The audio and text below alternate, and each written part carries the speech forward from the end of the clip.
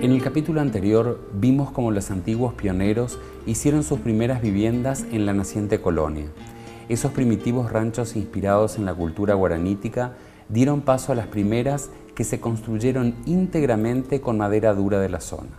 Las primeras construcciones sólidas y más confortables fueron las que se fueron armando con una estructura de madera al 100%. O sea, todos los elementos estructurales y los elementos de cierre estaban conformados por la madera. Se hacía generalmente la parte de una plataforma que estaba elevada del suelo 40 o 60 centímetros por una cuestión de protección de los distintos bichos que habitaban. A partir de ahí se configuraba como una caja con vigas y columnas y armaban una estructura para poner los paneles de cerramiento o las paredes con unas maderas que eran aserradas de menor espesor. O sea, se armaban las vigas y las columnas con una sección mayor, generalmente cuadrada, y luego las paredes se armaban a forma de lámina con una sección de tabla que no superaba la pulgada, digamos, los 2,5 centímetros. En la actualidad, cuando queremos edificar, nos dirigimos a un hipermercado de la construcción. Allí podemos elegir entre cientos de artículos que luego formarán parte de nuestra vivienda. Aberturas de variados tamaños y materiales forman parte de una oferta que se multiplica de acuerdo al gusto del consumidor. Desde los pisos al techo, las opciones abarcan un amplio abanico en los que la calidad y el precio guardan una estrecha relación. Pero ¿podemos imaginarnos cómo sería construir hace casi un siglo atrás, cuando todo debía fabricarse y extraerse de la naturaleza? Rodolfo, hacia 1920, 1922, comienzan las construcciones de las primeras casas con madera, habíamos visto las herramientas para cerrar, y el techo siempre fue un problema porque tenían que buscar la manera de que la lluvia no cayese adentro de la casa. ¿Qué estamos observando aquí? Tejas de techos hechas con hachuelas. ¿En qué consistían? Bueno, estas fueron las primeras tejuelas, digamos, que se hacían con madera dura porque se aprovechaba que rajen bien y en forma rápida, ¿no? Esto consistía en, bueno, todas son herramientas que se usaban para el mismo fin, para construir las tejuelas. Esto es una cuña que se usaba para rajar la tejuela. Este es un pedazo de madera que se usó, digamos, para sacar la tejuela, la medida. Entonces, esta cuña se asentaba sobre la tejuela y otra persona con este mazo, que es original, un mazo de madera, le daba el golpe acá y la tejuela saltaba, ¿no? Una vez que esa tejuela saltaba y que estaba rajada, se empezaba a trabajar con las hachuelas estas para limpiarlas, emparejarlas, de manera de dejarla bien limpia y sin ningún tipo de asperezas a la tejuela. Había una particularidad en cuanto a la veta de la madera. ¿Qué había que tener en cuenta al momento de fabricar la teja para que no se pudra y no se filtre la veta, en relación a la veta, ¿no? Bueno, era muy importante la madera quizás, pero no tanto como seguir la veta de la madera, ¿no? Se podía hacer con cualquier madera, siempre que se respete la veta de la madera, y uno vaya siempre a favor de la veta. Porque no se podía atravesar la veta, porque o si no, después penetraba el agua y se podría. Ese es el secreto que tiene la tejuela, ¿no? Y la cubierta, se llegaba a la cubierta que había dos alternativas. Se armaban también en madera dura, angico, guayubira, se armaban tablas, pero más cortitas, que hacían casi la función de hoy de las pizarras, que son elementos que se van superponiendo uno con otros planos, y esa era una de las opciones, y la otra era una techumbre muy similar a las de las tejas, cobijas y canal que venía de la cultura árabe o musulmana, en donde cortaban la sección de la palmera, cortaban en dos, la dejaban secar la parte blanda, extraían esa parte blanda, la dejaban secar y luego ponían a manera de teja cobija y teja canal, bueno, iban armando la techumbre. Bueno, a mi espalda tengo los clavos que se usaron en la época, se comenzaron a usar con las casas, se usaron con los puentes, clavos de hierro, muchos clavos hechizos también.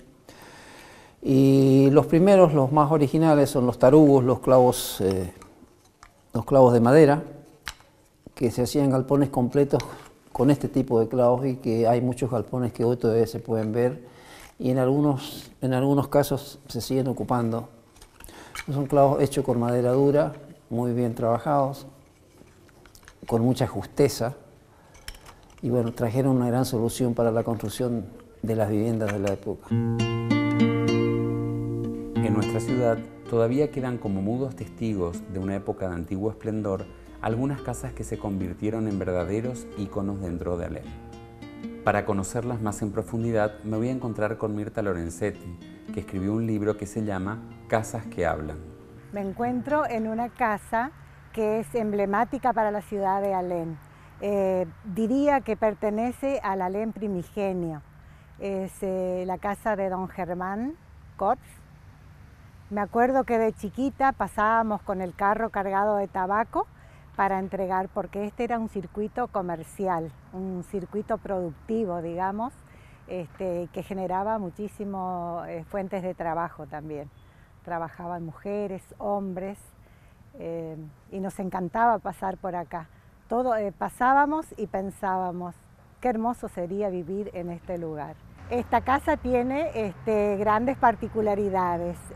A la entrada nomás vemos una entrada principal y unas escalinatas. Una da a la parte principal de la casa y la otra a un área de servicio. Observamos que la casa tiene pisos de madera, seguramente aserradas acá con maderas de la zona. En la parte interna, una escalera imponente para la época, también toda de madera, que comunica la parte alta que da al altillo, que es de donde se apreciaba la vista principal, la salida del sol, por ejemplo. Todo el material está asentado en grandes vigas que le da solidez al edificio. En 1920 se comenzó a hacer las casas con la estructura de madera montada sobre los troncos de madera, como se hacían las casas, las primeras en madera solo, y las paredes se empezó a usar el ladrillo para cubrir las paredes entre la estructura, digamos, de madera. La primera persona que empezó a fabricar ladrillos acá en Alem fue Juan Pochica. En 1922, Jacobo Schwier fue que también empezó a hacer ladrillos acá en Alem. Con el tiempo hizo una primera olería con una máquina que trajo el hijo de Brasil.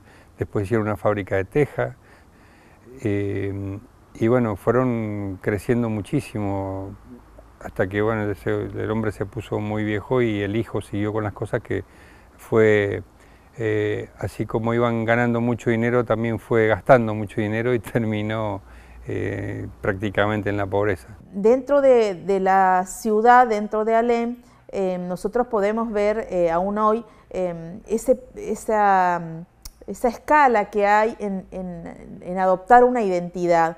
Es decir, aún se conservan casas de madera y luego tenemos pasando 1920, que es donde empiezan a llegar los ladrillos y se empiezan a fabricar los ladrillos. Acá con barro se armaban ladrillos que no tenían la dimensión de ahora, sino tenían una dimensión prácticamente al doble de lo que estamos acostumbrados hoy, y eso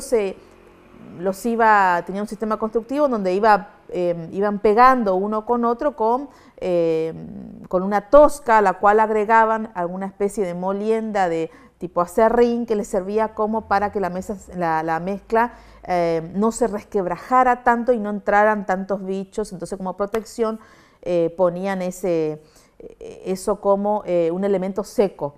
La arena era muy cara porque se tenía que traer de Posadas o de Santana.